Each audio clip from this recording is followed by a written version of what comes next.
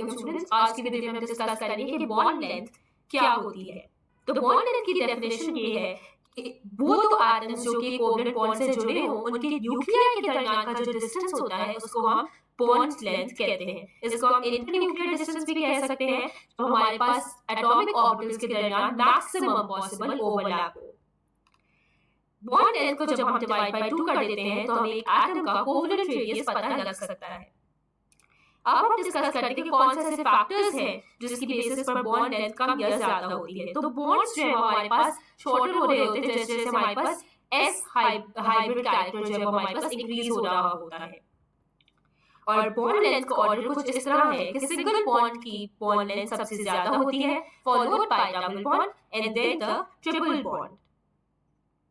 और इसका रीजन इसलिए ये है कि हमारे पास डबल बॉन्ड और ट्रिपल बॉन्ड में जो है वो पाई इलेक्ट्रॉन्स आ जाते हैं, और जब पाई इलेक्ट्रॉन्स आते हैं तो इसकी वजह से हमारे पास एक एडिशनल फोर्स ऑफ अट्रैक्शन आ जाती है न्यूक्लियस पर, जिसकी वजह से बॉन्ड श्रिंक हो जाता है और इस फोर्स ऑफ अट्रैक्शन की वजह से एटम्स एक दूसरे के मजीद करीब आ जाते हैं, जिसकी वजह से हमारे पास बॉन्ड लेंथ श्रिंक हो जाती है, बॉन्ड लेंथ कम हो जाती है।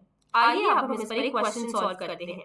क्वेश्चन में हमें दिया गया है कि दिए गए बॉन्ड्स में से किस बॉन्ड की लेंथ सबसे ज्यादा है। तो सबसे पहले हम हाइड्रोजन बॉन्ड देख लेते हैं क्योंकि वो यहाँ पे सबसे अलग अलग है, बाकी तीनों हमारे पास कार्बन के बॉन्ड्स हैं। ये बॉन्ड हमारे पास पोलर होता है जिसकी वजह से हमारे पास जो है वो फोर्स ऑफ अट्रैक्शन ज्यादा हो जाती है और बॉन्ड लेंथ कम हो जाती है।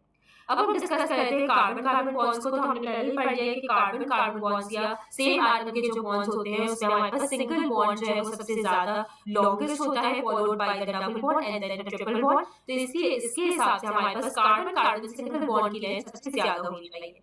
आइए देखते हैं इसका सही जवाब क्या है। यही इसका सही जवाब है। Thank you.